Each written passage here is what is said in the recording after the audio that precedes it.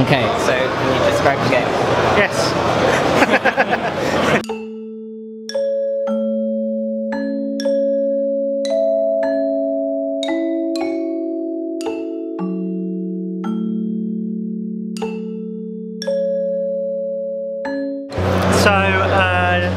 Knights and Bikes is an action-adventure game where you play as two little girls and they're exploring an island in the 1980s, kind of an English island, and they are just doing all the stuff that kids would do. You know, they're like they're getting on their bikes, they're cycling around, they're looking for treasure, they're like digging through old ruins and just really kind of bringing out like a fantasy in the world that's around them.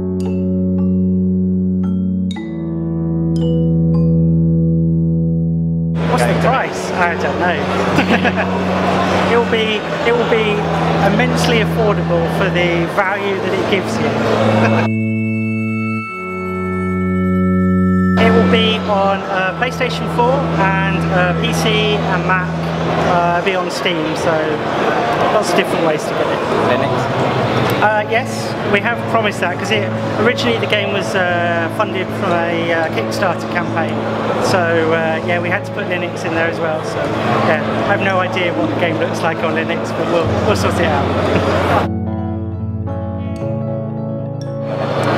So it's two. It's myself and also my friend Moo. I do the like visual side of things, and then he's doing the technology.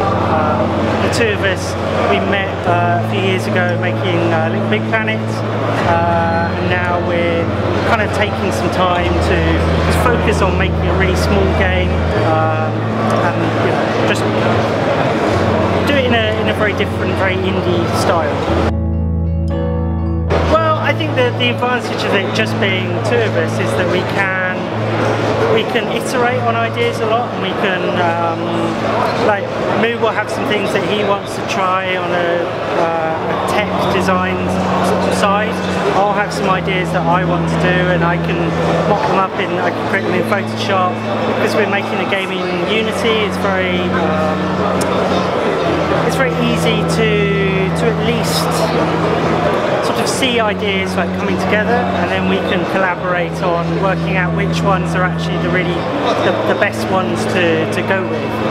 So we've kind of just got a very free-form process, really. You know, we don't have like loads of spreadsheets with like this feature's go drop in this month and we need to have this done by then. We're kind of just always listening to the game, like, you know, playing the game again, thinking, well, how can we make this better, coming to events like this and getting people to play it, see how they respond to it, and just every day just trying to push more of like the adventure and the personality of the game world, and make sure that all the mechanics that you're playing with are all things that like support that.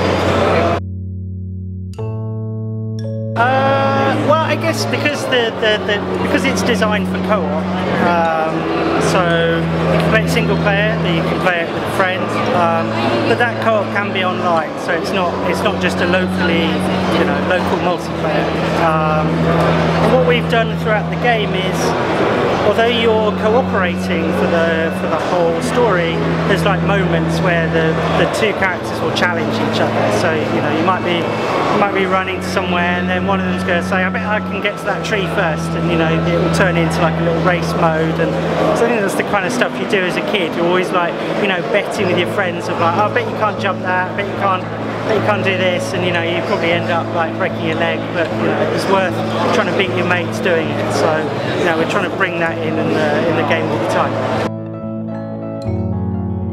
It's kind of a mixture of things. Like one of the starting points was we both had a strong love of the film The Goonies, which was something that we were kind of interested in, whether we could make a sort of interactive RPG adventure that brought in some of those feelings of playing a game version of The Goonies. But then there's also like personal experiences. So like the place that Knights and Bikes takes place is very strongly based on Cornwall, where I grew up. So lots of like childhood memories of like various places I visited as a kid, and Moo's bringing in his his experiences of, he's American and he's come to the UK, so you know, he's kind of looking at this world from an outsider, and he can sort of bring out a bit more of the character of the other player who is kind of an outsider to this island.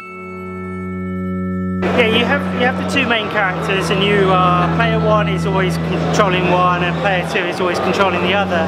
But then you have other characters that will join your team. So Demelza, the red-haired girl, she has a pet goose, and that like follows you around.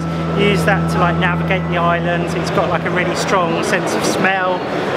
So you've got this goose that you can be like petting, and you can feed it when it's hungry, and it will follow you around. And then you've got this other character who's like the head of a long dead king, and you're sort of carrying that around with you. So it's not just the girls. You've also got these other two that are in your like party. Yeah, it's quite a weird bunch really to go on an adventure together. Two girls, goose, dead king's head. You know, but you know.